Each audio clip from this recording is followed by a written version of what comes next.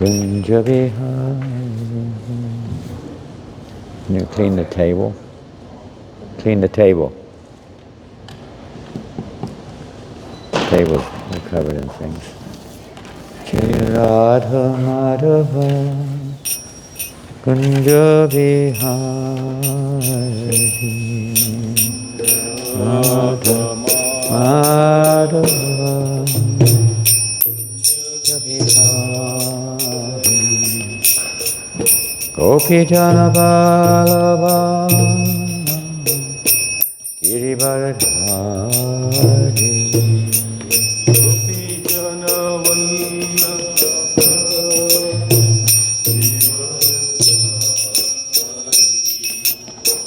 Gopi Jana Vallabha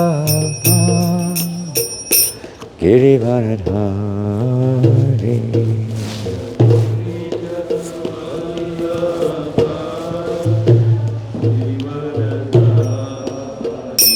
Yasodanandana Rajajana Ranjana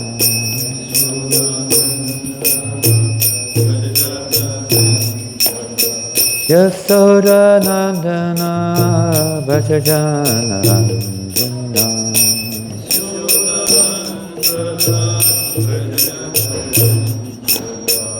Yamuna Tiravanachari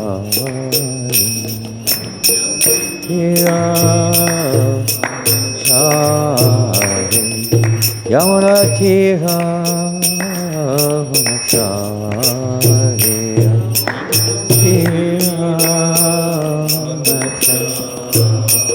Jaya Radha Madhava Kunja Vihari.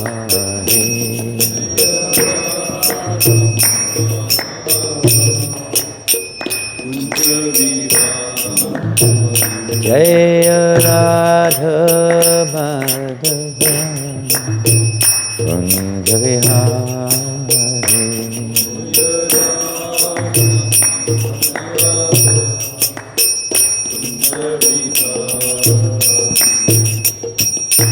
Hare Krishna, Hare Krishna, Krishna Krishna, Hare Hare, Hare Rama, Hare Rama, Rama Rama, Hare Hare, Hare Krishna, Hare Krishna, Krishna Krishna, Hare Hare, Hare Rama, Hare Rama, Rama Rama, Hare Hare, Hare Krishna, Hare Krishna, Krishna Krishna, Hare Hare, Hare Rama, Hare Rama, Rama Rama, Hare Hare, Krishna, Hare Krishna,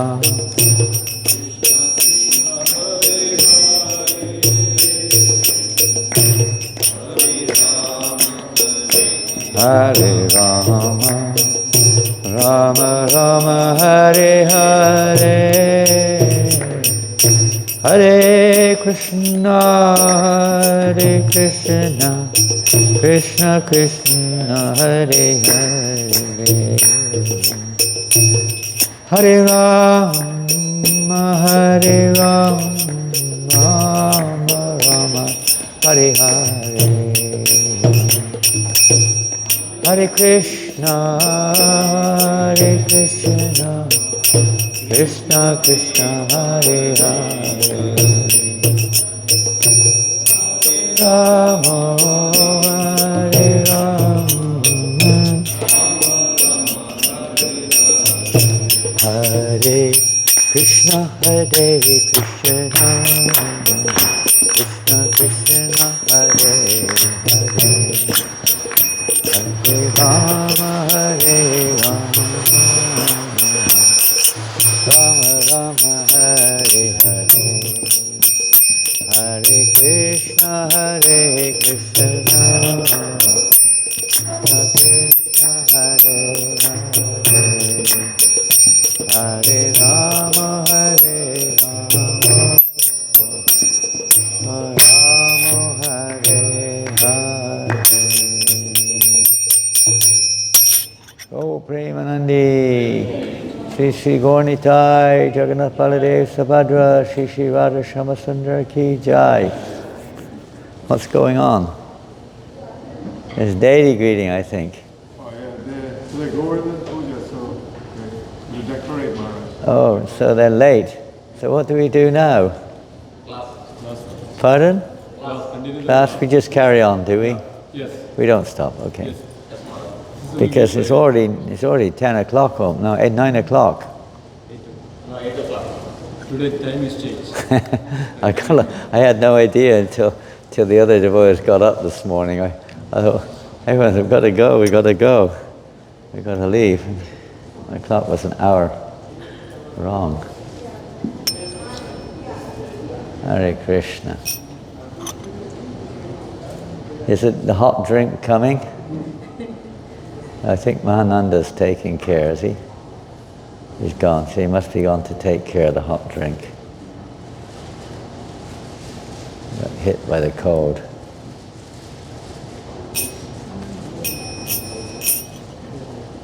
Jayam Vishnupada Paramahamsa Parivrajaka Tatar Satishla A.C. Bhaktivedanta Swami Prabhupada Ki, Srila Prabhupada Ki, Shri Shri Gaurnitai Ki, Shri Shri Jagannath Baladev Subhadra Ki, Shri Shri Radha Shyamasundar Ki, Shri Govardhan Puja Ki, Grantaraj Srimad Bhagavatam Ki, Harinam Sankirtan Ki, Transcendental Book Distribution Ki, Go Premanandi, all glorious to the assembled devotees, all glorious to Sri Guru and Gauranga, all glorious to Sri Prabhupada. Nama Om Vishnu Padaya Krishna Pashtaya Bhutale Srimate Bhaktivedanta Swamiti Namane Namaste Saraswati Deve Gaurapani Pacharine Nirvasesha Sunyavadi Plastichadesha Tarine Jai Srila Prabhupada. Om Namo Bhagavate Vasudevaya. Om Namo Bhagavate Vasudevaya. Om Namo Bhagavate Vasudevaya.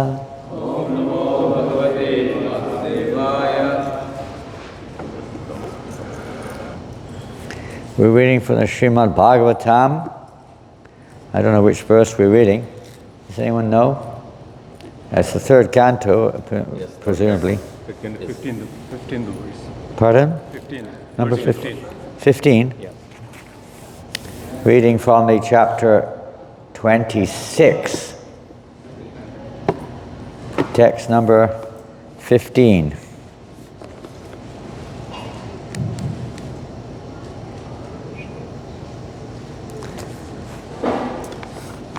Have you got it on your mobiles? Has everyone got it on a mobile? I don't know if there's any other means of getting it.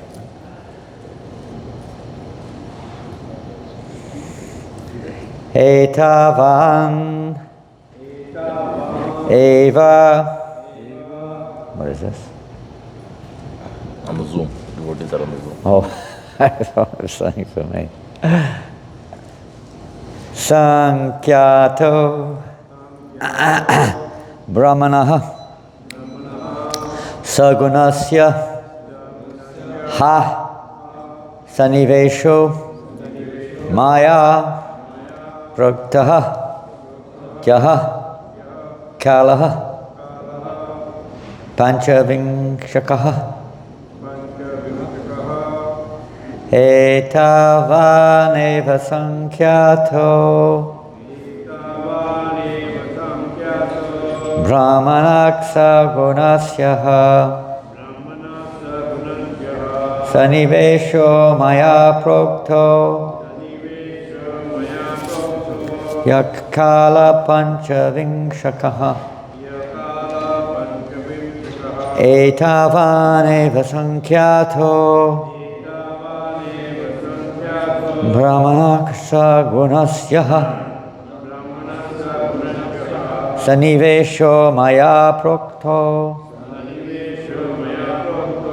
yakkalak panchavinshakaha etavaneva sankhyato brahmanaksa gunasya sanivesho maya prokto yakkala panchavinshakaha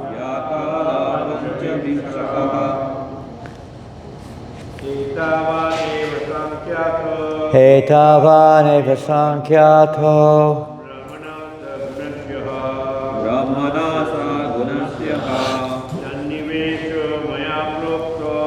sanivesho maya prokto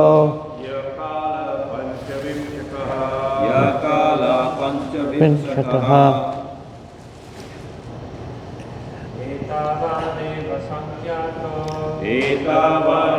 sankyato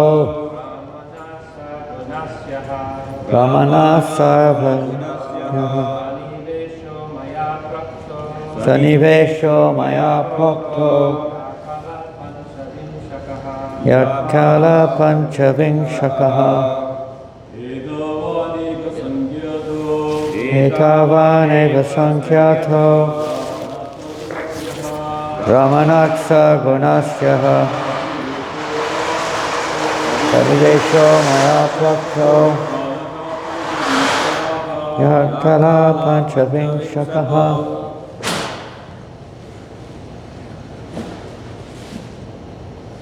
Ladies? No.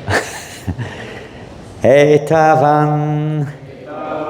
So much. Eva. Just. Sankyataha. Enumerated. Brahmanaha. Of Brahman. Sagunasya. With material qualities. Ha. Indeed. Saniveshaha, arrangement, maya, by me, proktaha, spoken, yaha, which, kalaha, time, panchavinshakaha, the 25th. Translation and purport by Srila Prabhupada. All these are considered the qualified Brahman. The mixing element, which is known as time, is counted as the 25th element. Prabhupada participant. Prabhupada Maha. Sorry.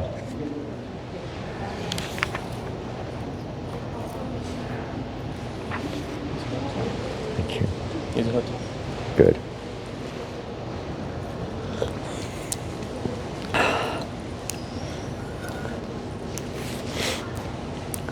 Translation, purport. According to the Vedic version, there is no existence beyond Brahman. Sarvam kavam idam Brahma. Chandogya Upanishad 3.14.1. It is stated also in the Vishnu Purana that whatever we see is Parasya Brahmanak Shakti. Everything is an expansion of the energy of the supreme absolute truth, Brahman. When Brahman is mixed with the three qualities, goodness, passion, and ignorance, there results the material expansion, which is sometimes called Saguna Brahman, and which consists of these 25 elements. In the Nirguna Brahman, where there is no material contamination, or in the spiritual world, the three modes, goodness, passion, and ignorance, are not present. Where Nirguna Brahman is found, simple unalloyed goodness prevails. Saguna Brahman is described by the Sankhya system of philosophy as consisting of 25 elements, including the time factor, past, present, and future. Hare Krishna. Om Jnana Timirandasya Gyananjana Shalakaya Chakshur Militam Yena Tasmai Shri Gurave Namaha. Shri Chaitanya Manobhistam Stapitam Yena Bhutale Swayam Rupagada Mayam Dadati Svapadantikam Vanchakalpatrubhyascha Kripasindubhyevacha Patinam Pavanebhyo Vaishnavebhyo Namo Namaha. Jai Sri Krishna Chaitanya Prabhu Nityananda Shri Advaita Gadadhar Shivasati Gaur Bhaktavinda. Hare Krishna Krishna Krishna Hare Hare Hare Rama Rama Rama Hare Hare. Hare Krishna. So this section of Srimad Bhagavatam has been dealing with the various elements of this creation, the various objects of perception, the senses themselves working and knowledge acquiring, mind, intelligence, intellect, and various other aspects of the material energy, and including here the 25th element, time, which is orchestrating the, you could say, past, present, and future of this phenomenal world, this saguna manifestation, as mentioned here, with qualities, nirguna, no qualities. So, of course, this is not referring here to the Vaishnav's understanding of Brahman. Brahman has no material qualities, but possesses transcendental qualities. And the material world is interesting. You could say subject matter indeed, but where from the three modes of nature are coming. If nirguna Brahman has no qualities, therefore where have apparent qualities come from which have transformed the nirguna Brahman into sakuna Brahman? It infers there's some other influence to create a change in the non-dual or pervasive Brahman, which has no qualities other than its own existence. Generally, for change to take place, we understand that it has to be evoked by some other influence other than itself. Weather changes because of some other body of air or whatever that influences the present one, and the situation changes. Even our own devotional service is not possible to awaken in of itself on our own. It's evoked, or by our will you could say also, but it's evoked by the influence from another source. It's already there, but it's evoked, it's awoken by the association, other associations. So that's the argument, or at least the basic argument, very preliminary basic argument for justifying or that Brahman also has qualities. It's like if you look into the mirror and you expect to see a reflection. So the material world may be seen as a reflection of the spiritual world in one sense. If it were directly a reflection, then it would just be, nothing would be there. There would not even be a shadow. If there's no object, there's no shadow. There's nothing. It's just nothing. There is no question of a reflection of nothing, or reflection of the sun. I can see a reflection of the sun on objects, but not otherwise. If there was no variation of the elements in this material world, there would be no sign of reflection or shadow. There has to be something there in order to, create darkness. Something is there to create darkness. In the case of the Earth planet, of course, they say, whether that's the Vedic version is another thing, but they say that the Earth is orbiting, so when the Earth is a round ball, when it orbits, on the backside there's no apparent sunlight. It is blocked out by the fact that the Earth is the backside of the Earth. So logically speaking, you can kind of understand that argument to a logical sense, that the Earth is being moving around and sometimes facing the sun and sometimes not. So nighttime is when the Earth part which we're on is not facing the sun, and it's dark, no sunlight. But if there was no Earth, there would be no darkness. would just be light. Although, of course, there's the sun itself. In the Brahmajyoti, there's supposed to be, there's no apparent source of the light. It just is light. There's no actual, other than itself, it exists like that. But somehow or another, that light has created darkness. But there's no object to create darkness, so it's a little difficult to ascertain how that works, other than just inconceivable.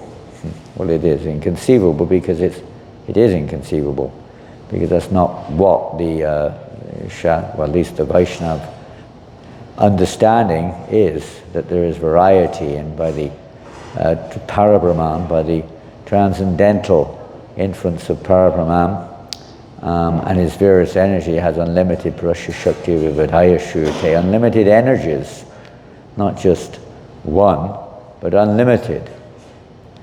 And Brahman, everything is, of course, there's truth there also. It's partial truth. Everything is Brahman. Brahman in that sense means everything is eternal, everything is spiritual. Everything that exists is spiritual. We were reading yesterday from the book Dhamma about Lord Damodar, not in public but privately, how even when Krishna was bound up, what is today? What do they call this day when the brothers, what's it called?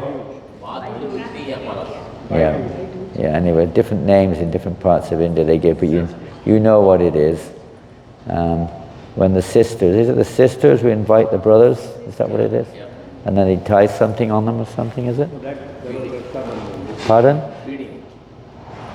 Here they show their gratefulness to the brothers. Their what? They show their gratefulness. Oh, they're grateful. That's another festival, is it? That's Bandarakshana. That's a different festival, is it? That's a different time of the year.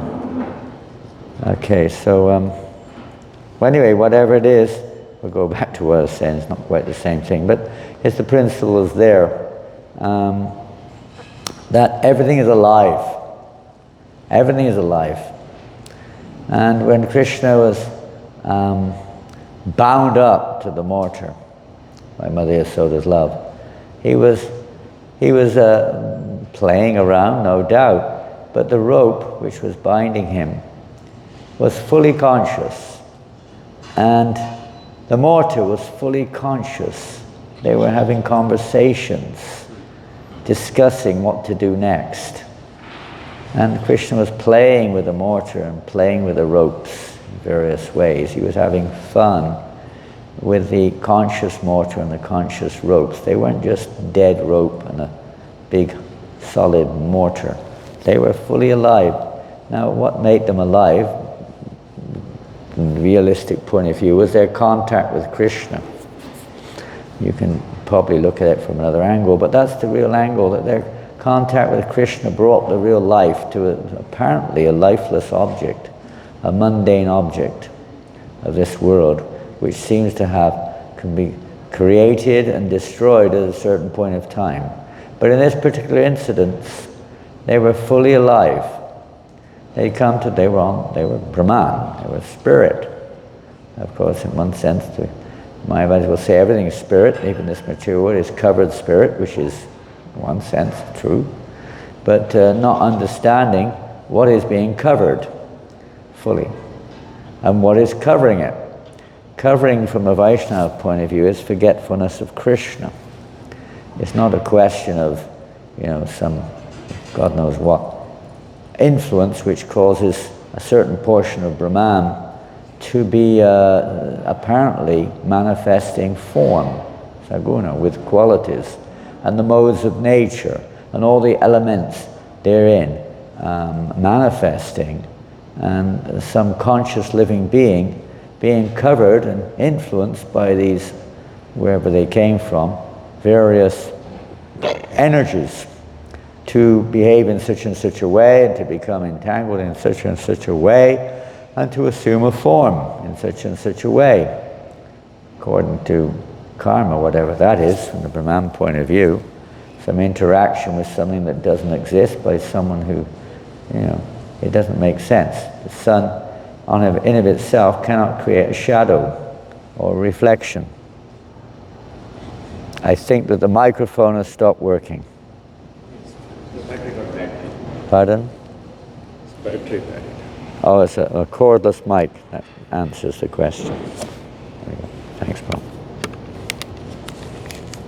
And as we see, maybe this needs a push of a switch or something. Hare Krishna.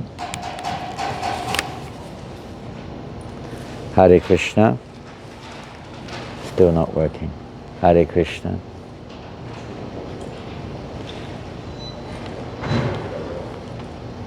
Brahman has stopped working.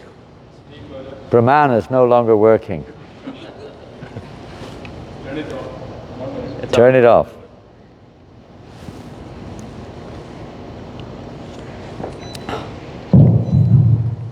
There we go. Magic. The Brahman microphone is now working. Anyway, it's all the same whether it works or doesn't work. It doesn't make any difference, does it? It's all one.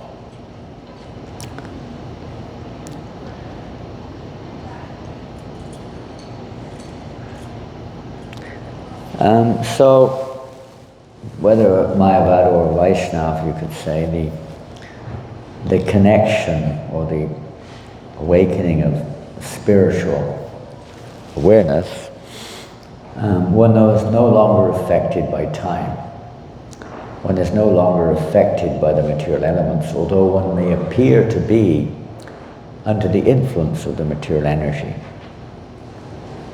For Mayavadi, well, depends. Simply the philosophy alone is not enough. One time, Achyutanandan Swami, in those days Swami, was being somewhere in Punjab, I think. Some Mayavadi was challenging him. He said, okay. The weather was very, very cold. They were talking, just like this morning, quite cold. And so Mayavadi was saying, everything's one. So Achyutanandan said, so give me your blanket.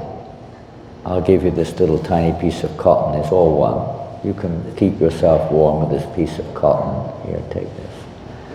And Mayavadi was a little taken aback. He wasn't really, maybe belief is just a sentiment that everything is one, but it wasn't on the platform of realization. So most people are not actually on the platform of realization. It's just a good philosophy in order to try to become irresponsible and not have to surrender and not have to admit that we are servants, etc.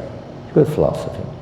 Another time I remember when I was thinking, join the movement, or it was just coming, I can't remember.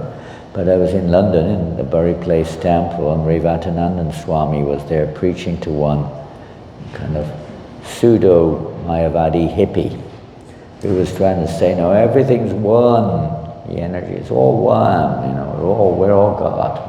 They used to sing songs, the Beatles, I am you and you are me and we are all together. And like that, you know, is a popular philosophy of sentiment amongst the young people. And anyway, he was preaching to this hippie who was quite adamant about his philosophy. He said, so Revatanandan Swami said, do you have a house or a room? He said, yes. You have a car or anything like that? He said, yeah. He said, you have keys for the car and the house? He said, yeah. He said, give them to me. It makes no difference if I have them or you have them. You give them to me. And the boy gave them to him. But later on he realized, wait a minute. And he had to come back and ask for them, please give me them back. Well, I thought you said it's all one, so what difference does it make whether you've got them or I've got them, or I've got the car or you've got the car? It's all one. And it's not all one. And neither does a living entity really. Think like that. How long can you remain in that kind of situation of consciousness? Prabhupada describes that eventually the jiva, there's no time as such, or there you could say at some point. The jiva in that situation will not be satisfied.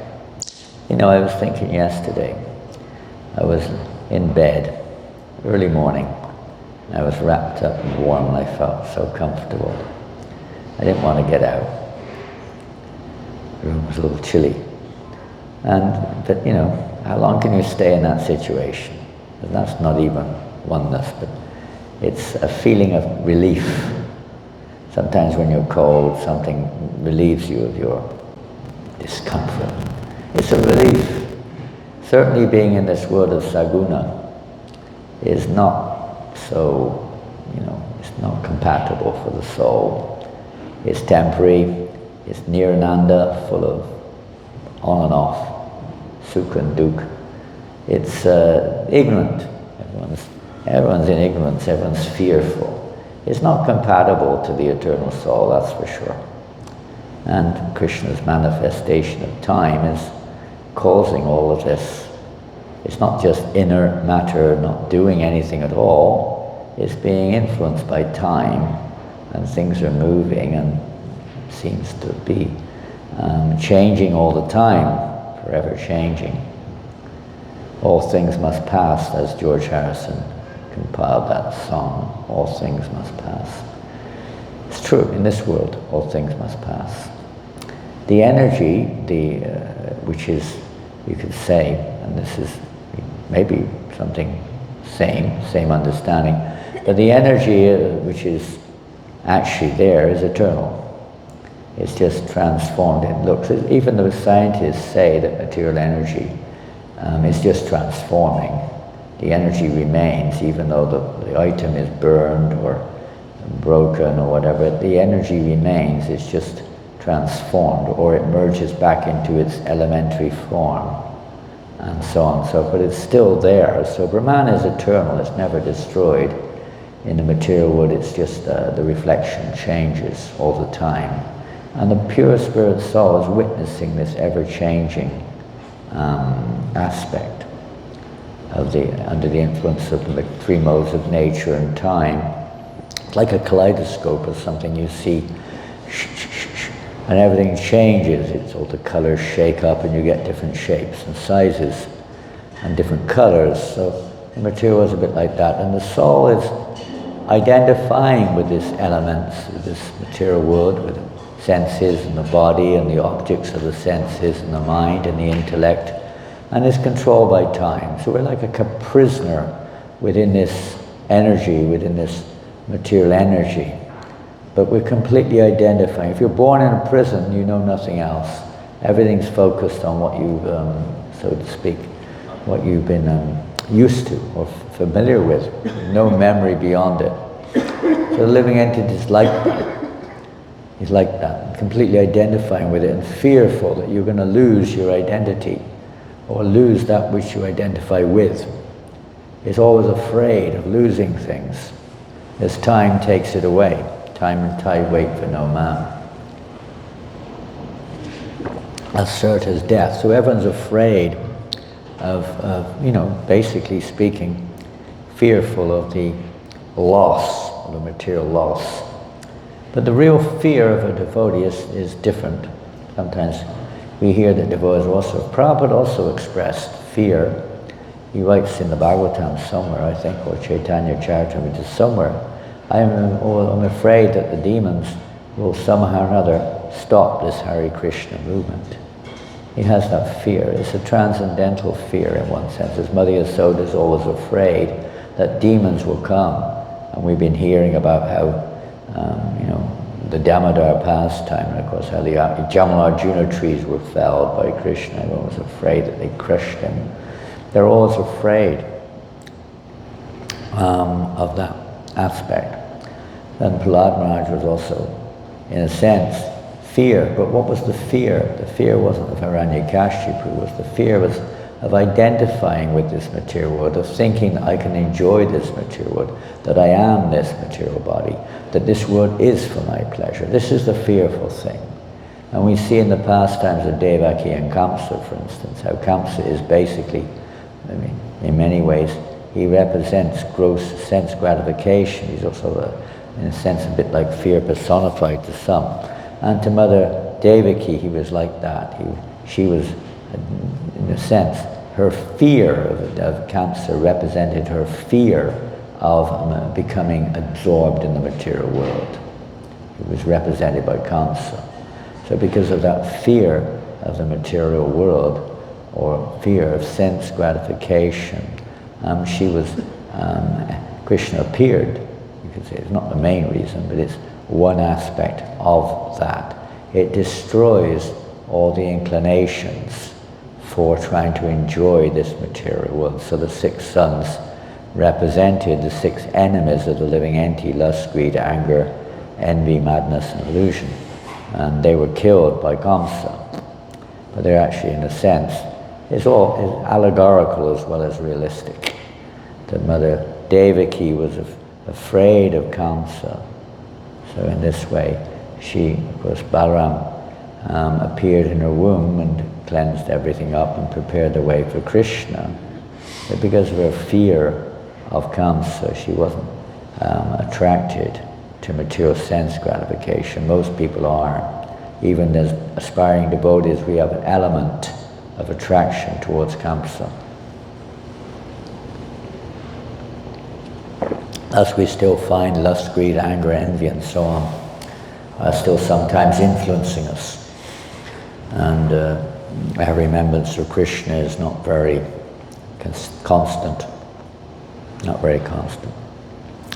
When our memory of Krishna is constant, when we're no longer attracted to the material elements as an object of sense gratification, but see them connected to Krishna, see them as objects for Krishna's pleasure, then although time appears to be creating and destroying the various forms of this world, a devotee is not affected by it. That doesn't mean we don't care. The devotee tries because he sees that time is another form of Krishna, and the material energy is Krishna, and the manifestation of Krishna in a sense also, universal form, Virat Rup, and it should be engaged in Krishna's service. And when engaged in Krishna's service, it's considered to also have that element of spirituality. It's like the rope, of course, it's a little different there. It's Gokul Vrindavan, so everything there is of a different, you could say, a different consciousness, different dimension, but still the principle is there because it was connected in the service of Krishna, therefore it was conscious. And sometimes you get that sentiment, you get that little sentiment, how everything in Vrindavan, just like Mother Yasoda, she was very concerned that the pots of milk were boiling over, so she went there to attend those pots of milk. You can say that's pretty far out. She put Krishna down, but everything was for Krishna. The milk was for Krishna, the pots were for Krishna. Everything was for Krishna. She was just thinking that was an emergency. She had to attend to it immediately, otherwise it would be ruined. So, but everything she saw was Krishna's, for Krishna. Everything, no matter what it was meant for Krishna's pleasure. That's the mind of a devotee. He doesn't see anything separate from Krishna and Krishna's pleasure. So in that way, everything appears, sometimes materially speaking, we also, it's totally selfish and sense gratification, self-centered. But even objects, dead objects, we kind of give life to them. A child gives life to his teddy bear or his dolly, talks to them, dresses them, thinks that they're real, and can't let go. And the best friend, for many a little boy, the best friend is his teddy bear. Maybe the girls, it's his dolly, her dolly. I don't know, but I know for boys, it's often the best friend is a teddy bear. They can't let go of their teddy bear. Even keep the teddy bear their whole life sometimes. It's dead matter. It's just a transformation of Brahman, no doubt, but it's dead matter. It's not going to last forever, it's just in that form. But the sentiment is there because that's a spiritual sentiment. It's just perverted, putting ourselves in the center. We're just identifying with the reflection as the reality, that's all. So when we see the reality, the reflection in relation with Krishna, it starts to take on a different dynamic. A devotee doesn't want to waste anything. It's not because he's a miser or because we want to enjoy it ourselves, it's because it's Krishna's energy. Whether it's food or money or clothes, or he wants to look after everything, the car, the house. If we have this consciousness that this is Krishna's car, it's Krishna's house, it's Krishna's everything. This is, although we're not saying Krishna is an ugly person like I appear to be in this form. He's not an ugly person, but this is Krishna's energy. This body belongs to Krishna, not me, and should be bringing pleasure to Krishna. This is Krishna conscious. This is the transformative process of, we have transformers which form the energy of the oneness of electricity into various effects. Be those effects heater. The same electricity can be transformed to create cold, or it can create heat. It's the same electricity. Same instrument even can be used to transform it into cold or heat, more or less, just by having the knowledge of how to transform. So devotional service is the transformative process, is the transformer, to transform the consciousness from the reflection to the reality, from illusion to reality. And that's the process of devotional service, by engaging everything in the service of Krishna, offering everything to Krishna. That's the process. You have to know how to do that. It's not just a whimsical thing, although in the beginning that may be the case. But in the big picture, we have to learn how to utilize everything properly.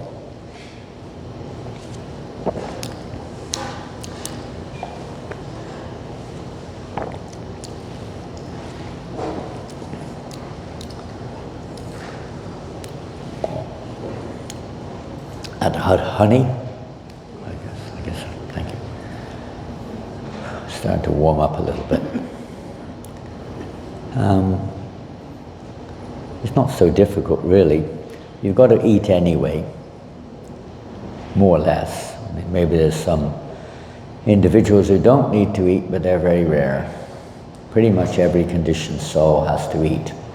Eating is one of the primary activities we see in the spiritual realm, that in Gokul Vrindavan, how eating is such a significant feature of the interaction and the pleasure which Krishna experiences, and the pleasure that the devotees experience in feeding Krishna is greatly pleasurable, highly pleasurable.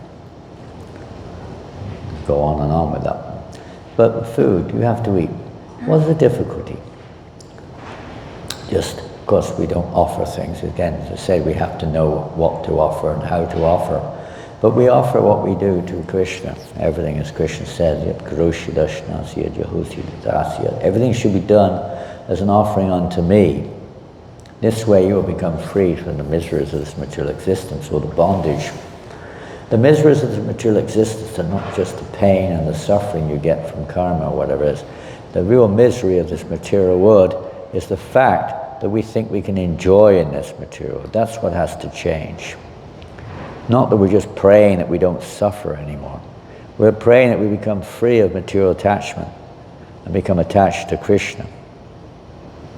It's not just freeing ourselves from, whatever, the sufferings we go through. It's the cause, the root. The process of devotional service is to remove the root, not just the branches and the leaves. When you cut down the weeds in the garden, you go with your lawnmower and you cut them down. They grow again because the root is still in the ground. You've got to get the root out. And the root of misery is our forgetfulness of Krishna in one sense. But you can take that further. It becomes our attachment or a desire to enjoy separately from Krishna, to enjoy his energy for our own pleasure. This is the danger. This is the illusion. This is what has to be changed. So using the same elements, as they say, you remove a thorn with a thorn. So using those same elements, the mind, the intelligence, and even time, although it's Krishna, we use time, and all the various manifested forms and the senses which interact with those, forms, the mind which collects all the data and so on and so forth, and the intellect which is supposed to sift through it according to our desire or the nature of our false ego. All this is going on. And when that's turned towards Krishna, directed, channeled, dovetailed, probably use different words, towards Krishna, then that transformation of consciousness starts to take place. And when Tamasimam Jyotirgamaha, one comes out of the darkness into the light. It's a very simple and joyful process. You have to eat, you can walk, you can talk, you can work, you can raise a family, you can have a nice house, you can do many things, which you do already. It's just a matter of the purpose behind it, the goal behind it, the attitude. We do it for Krishna. You still eat and you still enjoy it. The always have wonderful one, just like last night in Bhupendra's house. I don't know how many preparations they prepared. How many? Does anyone know? How many preparations they prepared last night? Hundreds and hundreds. The whole room was full of prasadam offered to Giriraj. Full of prasadam. There's been hundreds of preparations.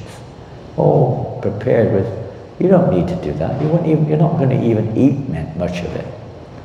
You're doing it for the pleasure of Giriraj, the pleasure of Krishna. And that way Krishna's pleased. And when Krishna's pleased, he reciprocates. Patipurvagam, he reciprocates that love. It's such a wonderful way and so joyful. It was so joyful making all those preparations, like today you're preparing 501 preparations, I heard. It's so joyful. Okay, there's a little bit of, anxiety there. We've got to hurry up. Oh, where's the gas has run out? Oh, where's the ghee? Oh, where's the turmeric? What happened to that preparation I prepared? You're running around in anxiety. But why? Because it's for Krishna. Anxiety for Krishna is also purifying. Mother Yasoda is in anxiety too for Krishna. I don't think there's no anxiety on the spiritual platform, but it's all for Krishna. We're being trained to do everything for Krishna. So Krishna is the form of time. We don't waste time. It's one of the symptoms of surrender. Don't waste time. Utilize every moment in Krishna's service. We don't know if we'll have another moment in this body. We have a chance right now.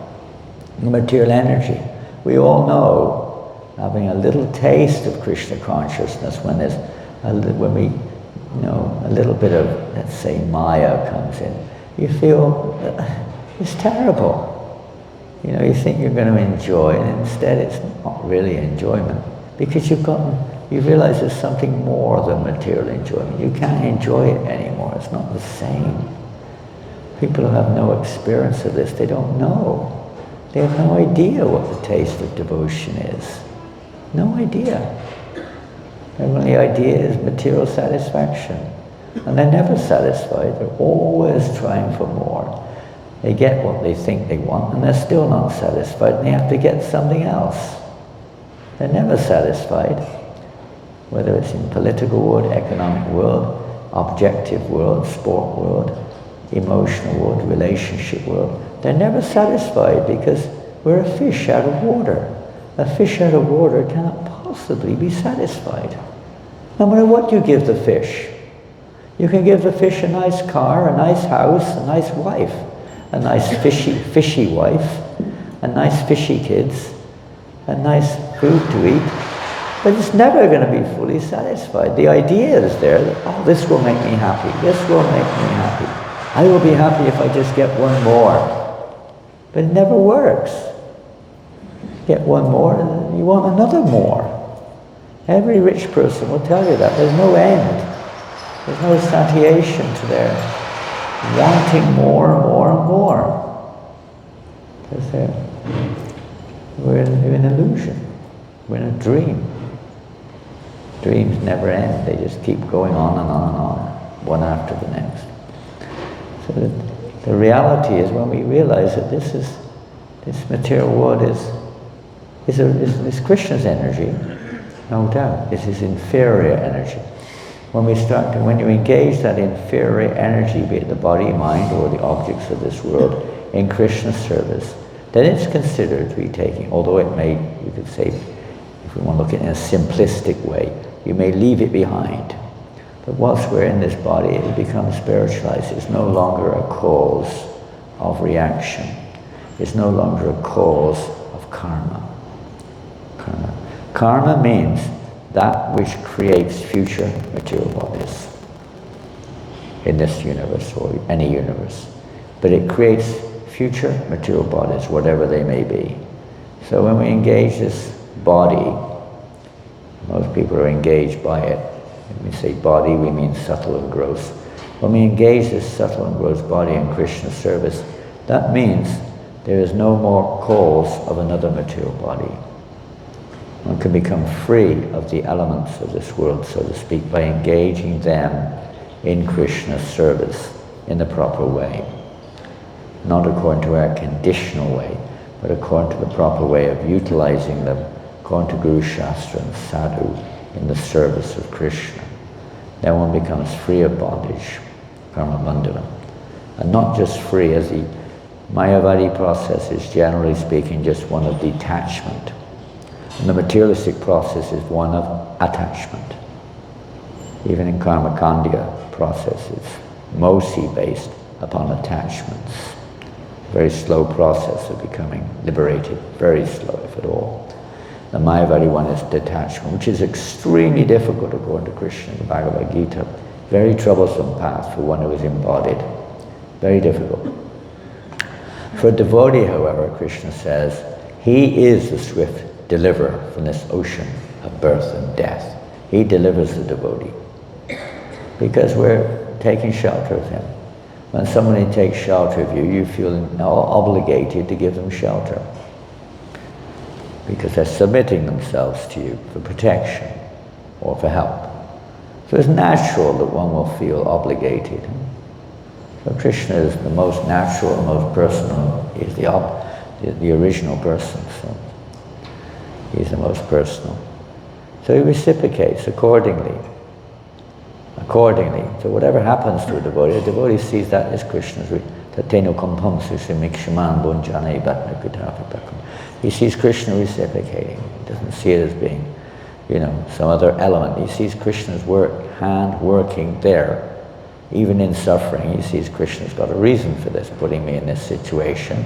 I'm not on the level of Brahman, so I experience some pain and suffering, what have you. But I have, dependence on Krishna. He knows what's best for me. This is helping me to become freed from my idea of trying to enjoy this material world. Becoming free from my false ego of thinking I'm the doer, of thinking I'm important, or whatever it may be, or being offensive towards others. Thinking I can enjoy separately from Krishna. Whatever it may be, Krishna is working to try to free us from that which is an obstacle or an illusion in our relationship with him. Some misunderstanding. Everything that happens to a devotee has that element to it. And if we see it with Krishna's hand working like that, then we can progress in spiritual life instead of blaming others. I was reading the other day, I don't know who said it, but he said, you're only a failure when you start to blame others, even if everything you do doesn't work. But as soon as you start blaming others, that's when you've failed. Some Karmi statement. Interesting perspective. Interesting perspective. Who have we got to blame besides ourselves? Come on, let's be honest. Who have we got to blame? The reality is we don't. The illusion is we think we do. It's this person's fault, it's that person's fault. We got to, and the whole universe revolves like this. Karma. Action and reaction. The whole universe is like that. And wherever there are rules and laws, they're only to try to help the living entity to get out of this illusion. It's not just to defend it so that you can continue in this illusion. It's to help us to get out of it. We change the laws, unfortunately. We change the religions in order to facilitate our staying in this material universe and keeping Krishna out of the picture. It doesn't. That's the nature, of course, of the Kali Yuga particularly, but it's the nature of the material world in general. And we're here. We're not here because we love Krishna. In the material world, we're here because we want to love ourselves separately. So that transformation takes place, but we have to plug in, and we have to connect with the transformer, the pure devotees of the Lord, who come here to help us to transform. We simply have to connect with them and follow their path, follow their guidelines, and then we can make progress. Change can take place. It might take a little time to heat up a room, but as long as the heating's on, it will heat up eventually. It will heat up. Or to clean a dirty body of water, it may take time, but the process is there to clean it. So our consciousness also can be cleansed by utilizing our time fully in the service of Krishna, or as much as we can. Chanting, hearing, remembering, and so on.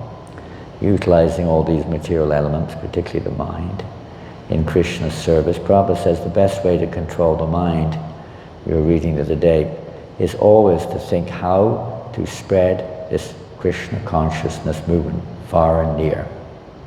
How to spread it.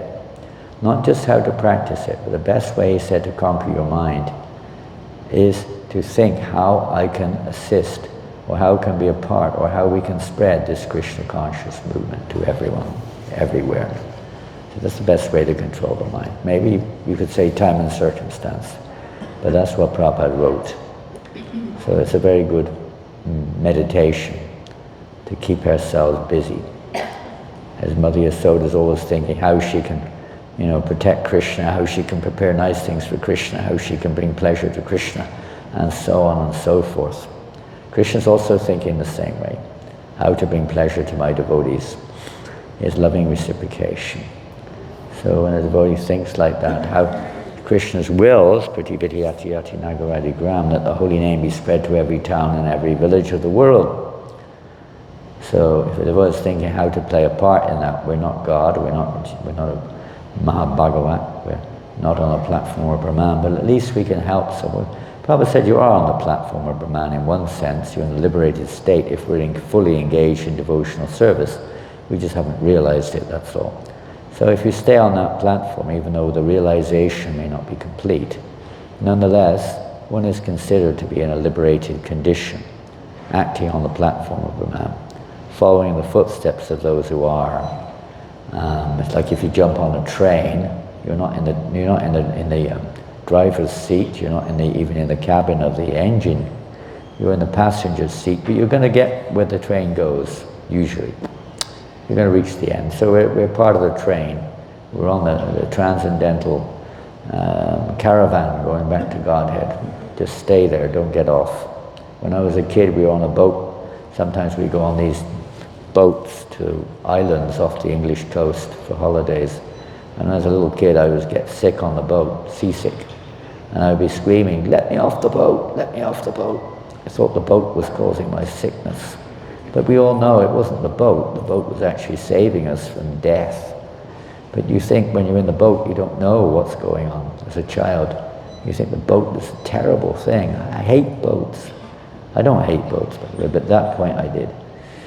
And when my mother wouldn't let me get off, and I'd be punching her and screaming and, "Let me go." She wouldn't let me get out. And of course, I probably wouldn't have done it if I'd seen what the choice was, but I was in the cabin, so didn't know what was going on. So people are stuck in the cabin of this world. They don't know. They're scared because it's so rocky, and the idea of, the idea of getting out may come to them sometimes, but they don't know how to do it. They don't realize that their idea of getting out, drugs or suicide or some other kind of intoxicating factor, is not the solution at all. Neither going to heaven, none of these things are the solution. Even Brahman realization, although it's freedom from the modes of nature, freedom from birth and death, freedom from karma, freedom from relationships, but it's also freedom or free of rasa. There is no rasa there. There's no relationship, which is the constitutional nature of spirit. of the living entity is to experience rasa with Krishna. That's totally absent in the Brahma. There's not even a trace of it in the Brahmajyoti. There's just, you can say, an inherent potentiality within the conscious living entity, but it's not manifest in any way. In that situation is only as and when, of course there's different levels of looking at it, but in the actual Brahmajyoti, where is the, just if the living entity itself feels, because the living entity is a conscious entity, feels something lacking, then material world, there you go. And then the chance comes to awaken relationship with Krishna. Awaken relationship with Krishna. So the material world is our chance for transformation. Particularly at this point of time, Lord Chaitanya's Sankirtan movement is specifically for that purpose, to give everyone a chance of transformation, which is otherwise extremely difficult. Not just transforming to realize our Brahman nature, not even to realize our chit nature or our relationship with the Lord, but to awaken the Ananda, the blissful relationship with Krishna in Goloka Vrindavan. Lord Chaitanya has made this available to one and all in the highest form of loving relationship through this Sankirtan movement, to transform our consciousness, particularly through sound vibration, through chanting the holy names. Therefore, Lord Chaitanya said, Kirtaniya Sadahari. We should always chant the holy name. Bhaktivinoda Thakur says it. What does that mean? That means whenever we have a spare moment, we chant. It's not like, you just chant 16 rounds, finished. I don't know if we're doing that or not, but if you are, no, that's not the finish. It's the beginning. It's the beginning. Minimum. Starting point. 16 rounds, initiation. But we should try to always be engaged in devotional service, or see whatever activity we're doing in relationship with Krishna is also devotional service. Whether you're looking after kids in the nursery, or whether you're teaching in school, or whether you're studying in a school, or whether you're working in an office, or whether you're driving a car, or whether you're at home doing housework, whatever, in the gardens, whatever you're doing, we see everything as Krishna's energy, we see everything in relation with him, we see the body which we have as also a result, you could say, of our past karma, and so on and so forth, which is Maya Dikshena Prakriti Sute Sucharacharam, is under Krishna's direction also. We see everything in relation with Krishna. This other person is behaving in such and such a way because he's also under the influence of Krishna's energy, and Krishna's in his heart, guiding him according to his desire and his karma. Everything is under Krishna's direction. And the devotee tries to see everything in relationship with Krishna. And as much as possible, while we're in our daily lives, wherever and whenever possible, we chant Hare Krishna, Krishna Krishna, Hare Hare, Hare Rama, Rama Rama, Hare Hare. And in this way, Krishna will release you, or release us, from the bondage of the three modes of nature. You will no longer be disturbed by time. Oh, I've got no time left. We still think time belongs to me. I've got no time left. I'm busy. Time is Krishna. Time is for Krishna's pleasure also. We utilize our time. It doesn't make any difference. Young, old, dead, alive, whatever it is, we just carry on for eternity, utilizing just constantly mentality of how to render service to Krishna. It's not a question of age. You can maybe not do the same thing when you're older, physically, but it doesn't matter. It's not a question of what you do, but the consciousness in which we do it. So developing this consciousness of Krishna is what this movement's for. It's the International Society for keep busy. No, not exactly. Do what you want. No, not exactly. Work day and night. Not exactly. It may be helpful, but that's not what it's for. It's the International Society for Krishna Consciousness. To become conscious of Krishna.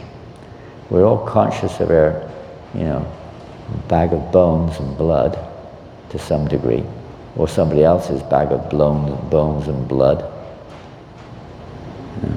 or our crazy minds, some degree, or the flickering world around us to some degree.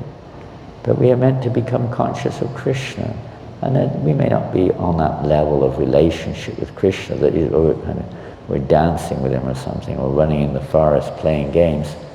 No, but we can see his presence in this reflected world always, which is a reflection of the spiritual world anyway.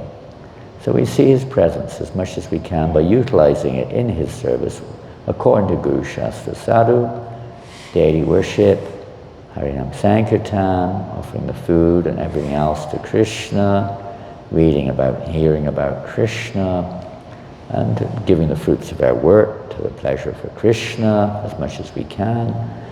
And everything we try to see like that. And even difficulty, seeing Krishna in distress when we're in difficulty, how Krishna's hand is working there in every single sphere of life. Krishna's hand is working. You could say his expansive hand in the form of Gishardakshai Vishnu or whatever. It's nonetheless ultimately Krishna's hand. Everything comes from Krishna, even Balaram comes from Krishna. He's the manifestation of false egos for the media of Lord Shiva, but ultimately he comes from Krishna also. Everything comes from Krishna. Nothing is separate from Krishna in reality. It only appears to be so. And it's that appearing, that mentality of seeing things separate from Krishna, which is the danger that we have to be afraid of. Then we start in the world of duality and we start having friends and enemies. Duplicity is coming in, very common thing, very easy, especially even in our own institution, it's very easy for this, duality or this division to come in, because we're not seeing Krishna's hand at work, we're seeing our own or someone else's hand as being the controlling force here. It's not. And the only reason for legislation, rules and regulations is ultimately to help us all to see Krishna's hand behind everything. After all, we're not supposed to be this body or mind. We're supposed to be eternal servants of Krishna. Srila Prabhupada ki jai. Or Premanandi. Hare Krishna. Hare Bol. Hare Krishna. I finished there. Thank you very much. I didn't have a clue. I don't know much about the scientific aspect of this verse. Some scientific devotees would go into a detailed explanation of all the interactions of the modes of nature with the various elements and how one transforms into another, and how through the yogic process of pranayama and this one and that one you can reverse the process and eventually end up in the undifferentiated, non-dualistic level of Brahman. Congratulations. But by the simple process, even if you don't know that science of engaging all these elements in Krishna's service, you can achieve the highest level of realization, including Brahman. Prabhupada gives the example that an apple falls from a tree, everyone's arguing what caused it to fall. The devotee picks it up, offers it to Krishna, and honors the apple. And that's the goal of the Vedas. To see everything, Vedaishcha Savrim, Hame Vivedo, to see everything as Krishna and Krishna's energy. He's the source of everything. So we try to bring everything back to the source through devotion. Jai Shri Prabhupada. Hare Krishna. Any commentaries? Where's Mahananda? Is there any more drink? I got very cold this morning. The weather suddenly changed a bit, and somehow or another nobody else was awake because I got up early thinking it was an hour different. I was wondering why nobody else was around. It took a while before Sabal manifested, then we were able to adjust the heating. The heating wasn't on. Yes, Prabhu? The hot topic in my WhatsApp groups is Israel versus Gaza war and all these things. Pardon? How do we as devotees look at it, approach it, etc.? How would devotees look at what? Israel, Gaza war. How do they look at it? I guess if you go on the news, you'll see what's going on. I don't go on the news, so I don't know what's going on. I don't go on the news. I don't actually know what's going on. I know it started last year. I was looking at it when it started. But since since I think November last year, I've not opened my news. So I don't really know what's going on. But what we do know is that this material world is dukkhalayam shashvatam. That wars will always be there. whether it's this one or that one.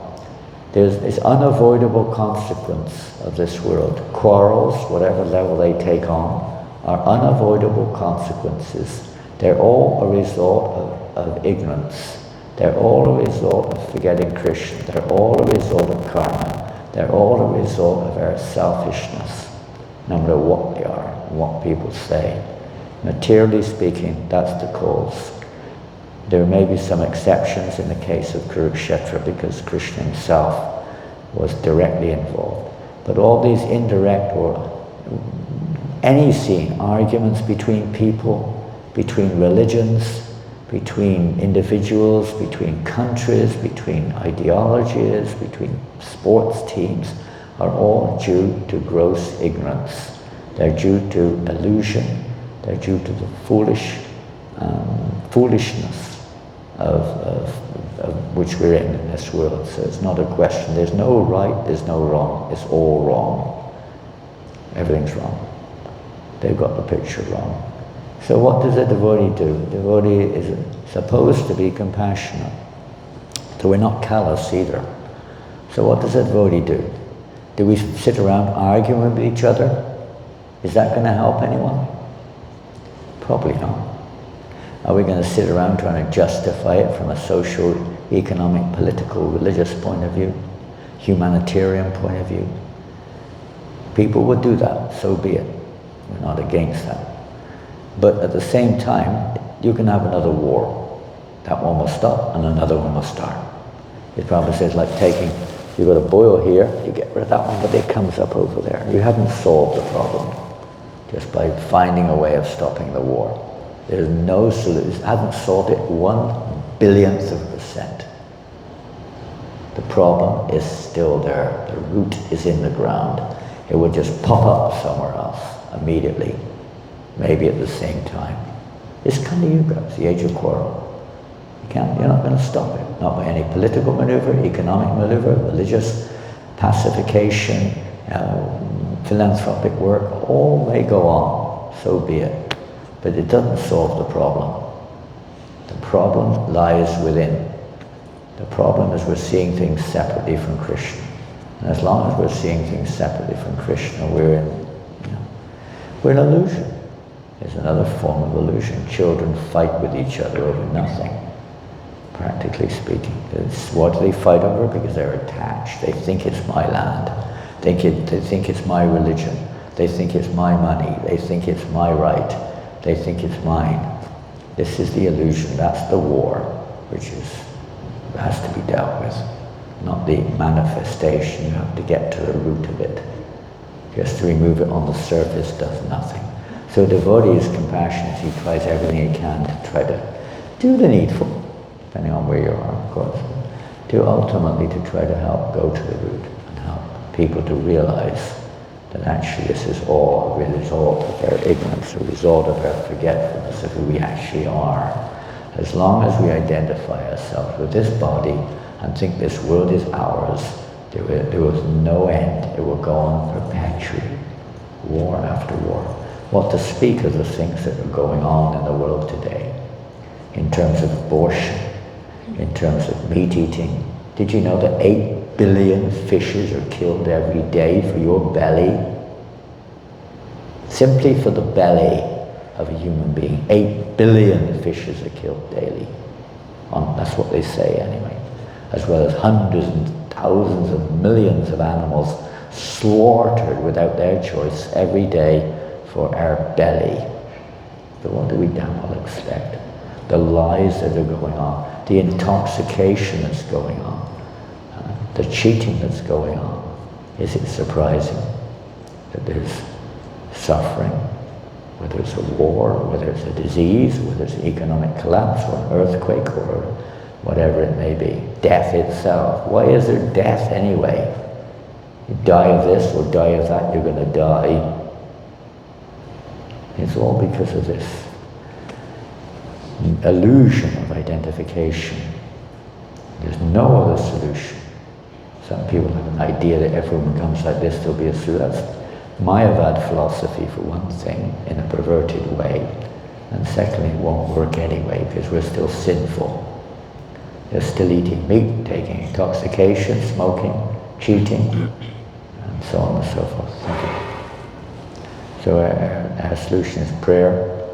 We do pray for the welfare of all living entities. We do try to spread the message of pure devotion. We do try to cultivate it ourselves, knowing that when there's the pure practice of Krishna consciousness, it has a beneficial effect on others, even without their knowledge. Prabhupada writes about that in Pastime of Shivananda Sen and his dog.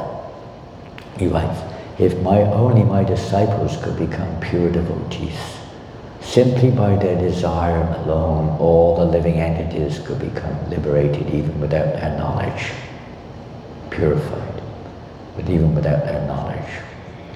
It has a purifying effect, freeing people from this anger and greed and lust and envy and illusion and madness.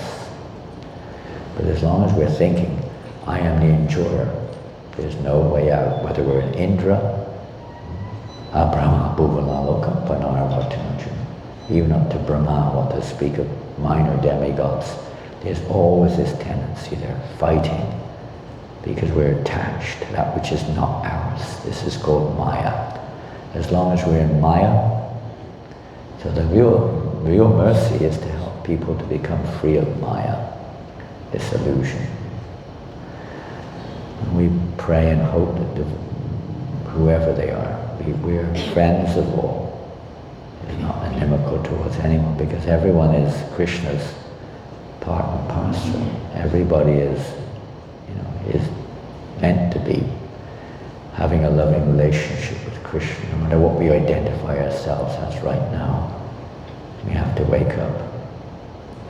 So the devotee wants everyone to become happy, everyone to become God conscious, and that will automatically mean loving all living entities. So it's painful for devotee. Devotee has paradukkha dukhi. It means a devotee has only one suffering. We're talking of pure devotee. One suffering, that is the suffering of others. So when they see situations like with a war in Israel, war in Ukraine, or somewhere else, or some terrible thing going on somewhere else, I've actually heard a terrible thing. I mean, you may say that it's a terrible thing going on there, maybe it is, but I heard that 300,000 people died yesterday. Did you know that? Humans. 300,000 died yesterday. And it wasn't in the war. They died of natural causes or old age or whatever it was, some disease. Every day, 300,000 are dying. Pretty serious business. And I also read that 150,000 people were murdered in the womb yesterday. I didn't read it, I'm just giving you statistics which I know of. 150,000 human embryos, babies, were murdered in the womb yesterday, and today, and tomorrow, and the day after, and every day for decades, or less or more, but more or less. As well as the billions of animals that were slaughtered for so-called civilized society. Is it half surprising? I remember when the earthquake in New Zealand, I was just a week after the big earthquake, say 12 years ago. I was there, and I was distributing books in one town nearby Christchurch. One lady said, what do you think about the earthquake? She said, they got off lightly. They got off lightly. The damn things that are going on around here are no one's business. They deserve to suffer more, she said. Not a very compassionate answer. But from a logical point of view, from a karmic point of view, you can understand why. Rather said, what have we not done to deserve this? What have we not done? When we start to take responsibility for our own situation, the world changes. Instead of blaming everybody else all the time. Blaming the politicians, blaming the religion, blaming our family, blaming other people, blaming God. blaming every damn thing except for ourselves. That means we're always going to be in this rivalry and battlefield of material existence. If it's not this, it's going to be that. I know that's not a very materially satisfying answer for the philanthropic point of view, but it's unfortunate. If you've lived in this world long enough, you'll have seen that it never stops. If it's not here, it's there. You don't have to. You can spend your whole life, why this, why that, why this. Well, find out why this, why that. Don't just talk about it. Do something about it. And if you want to do the material thing, go for it. That's up to you. But it doesn't stop anything. The root's still in the ground. The disease is still there. This illusion of thinking I am this body, and this is mine. This is the problem. This is the problem.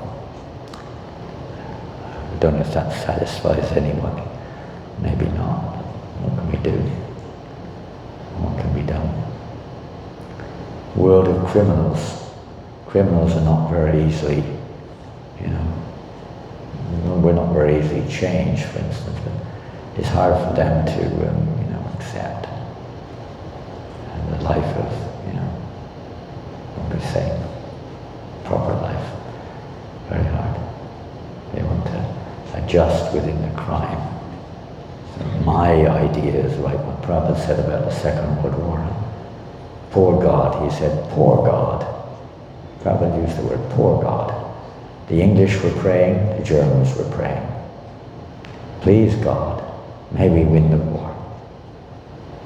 The English were praying, please God, may we win the war. And Prabhupada said, poor God. What can he do? They're both demons. In one sense, demoniac. Not demons in the sense they're approaching God. What can you do in these situations? Everyone's wrong. Everyone's wrong. Hare Krishna, Hare Krishna. We want to make everyone right. Wake up. Jeev Jagro. Hare Krishna. I'll probably get in trouble for that. Like, I've never been able to go on this thing, sides with this one and that one. Who the hell am I to say who's right? I don't know if it's right or wrong between these various ideologies. As far as we can see, they've all got their own mundane justification. They've all got their shortcomings. And they're all lacking in spiritual truth. So from the real point of view, everyone's wrong.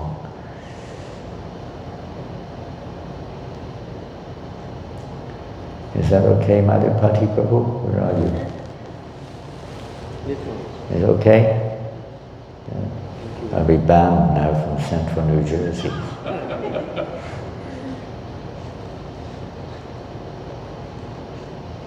Hare Krishna. We wish them all the best, and we pray as Prahlad Maharaj. What's that beautiful prayer? 5th canto Srimad Bhagavatam.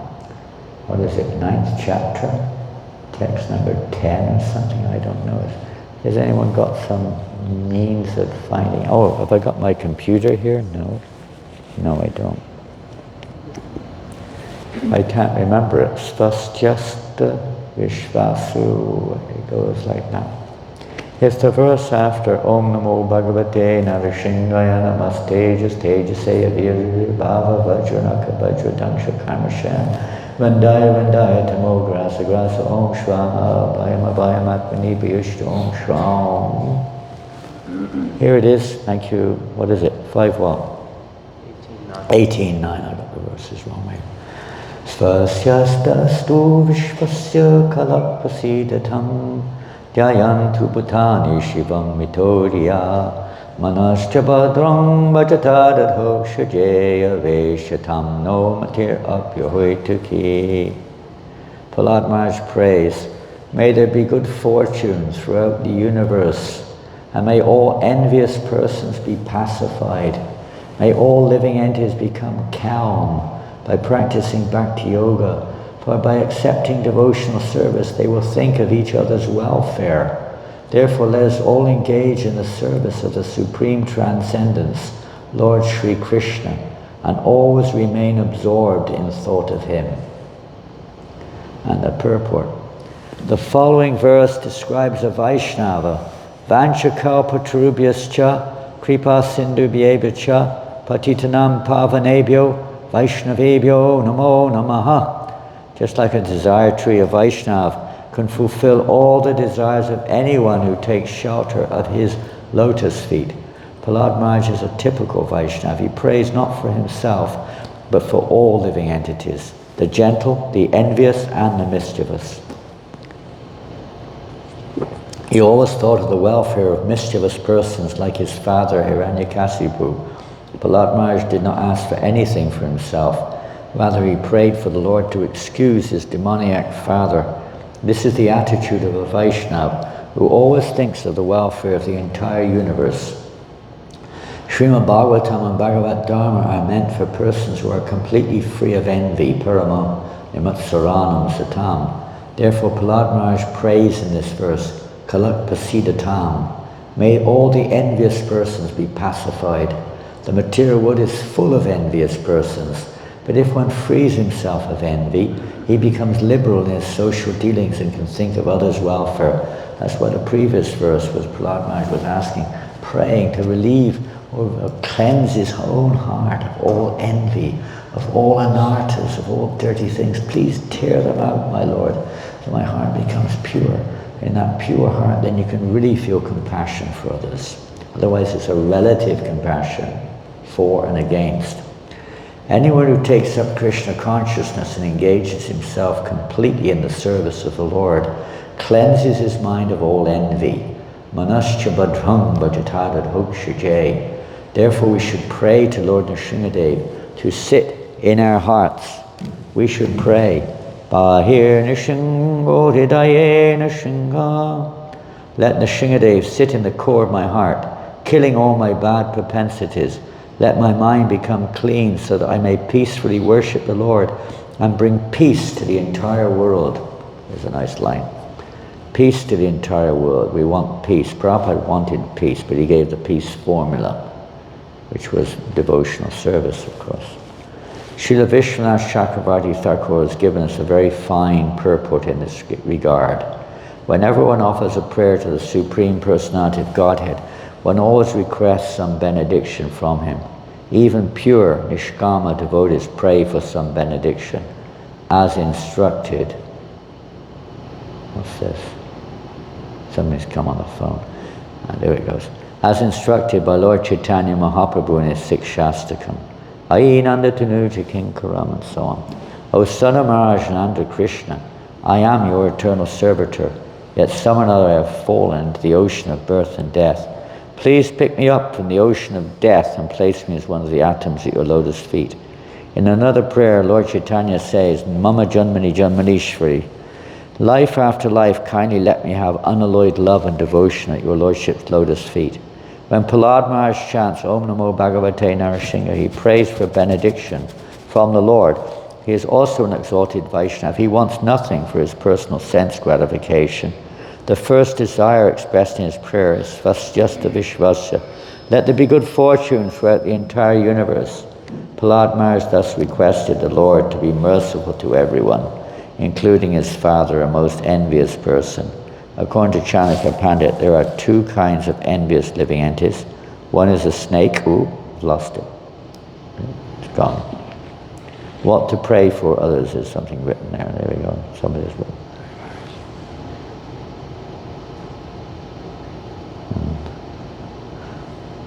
I did pretty good there. I don't usually last that long on a mobile. Oh, we're back on online? Basically where we were, yeah. The other is a man like Hiranyakashipu, who is by nature, envious of everyone, even of his father or son. Hiranyakashipu was envious of his little son, but Prahlad Maharaj asked a benediction for the benefit of his father. Hiranyakashipu was very envious of devotees, but Prahlad wished that his father and other demons like him would give up their envious nature by the grace of the Lord and stop harassing the devotees. The difficulty is that the envious living entity is rarely pacified. One kind of kala, the snake, can be pacified by mantra or by action of a particular herb. An envious person, however, cannot be pacified by any means. Therefore, Prahlad Maharaj prays that all envious persons may undergo a change of heart and think of the welfare of others. Wouldn't that be nice? If the Krishna conscious movement spreads all over the world, and if by the grace of Krishna everyone accepts it, the thinking of envious people will change. Everyone will think of the welfare of others. Therefore, Prahlad Maharaj prays, Shivam Vitodiya, in material activities everyone is envious of others. But in Krishna consciousness, no one is envious of anyone. Everyone thinks of the welfare of others. That's something we should also think about. In Krishna consciousness, no one is envious of anyone else. Everyone thinks of the welfare of others. Therefore, Prahlad Maharaj prays that everyone's mind may become gentle by being fixed at the lotus feet of Krishna, as indicated in Srimad Bhagavatam, Savaima Krishna Padaravinda Dayo, and as advised by Lord Krishna in Bhagavad Gita, Man Manabhava Mad Bhakto, one should constantly think of the lotus feet of Krishna. Then one's mind will certainly be cleansed. Materialists always think of sense gratification, but Prahlad Maharaj prays that the Lord's mercy would change their minds. Almost finished. We didn't realize it was such a long purport. And they will stop thinking of sense gratification. He prays that the Lord's mercy will change their minds and they will stop thinking of sense gratification, because as long as we think of sense gratification, there will be war. Whatever form it takes, unavoidable consequence. Meant to teach us a lesson. We don't learn our lessons. If they think of Krishna always, everything will be all right. Some people argue that if everyone thought of Krishna in that way, the whole universe would be vacated, because everyone would go back home, back to Godhead. And one time Prabhupada answered that, and I said, but one man said, but if everyone becomes a Hare Krishna, what will happen? There'll be nobody left. And Prabhupada said, yes, you have understood our mission, to deliver everyone in the universe back to Godhead. No more suffering, no more birth and death, no more war, no more of these things, no more fear. But anyway, Prabhupada says here, however, Srila Vishwanath Chakravarti Thakur says that this is impossible because the living entities are innumerable. If one set of living entities is actually delivered by the Krishna consciousness movement, don't worry, another set will fill the entire universe immediately. They're queuing up, waiting to take birth, don't worry. Srila Prabhupada ki jai, Grantaraj Srimad Bhagavatam ki jai, Gaur Premanandi, Hari Bol. Thank you all very much. Hare Krishna.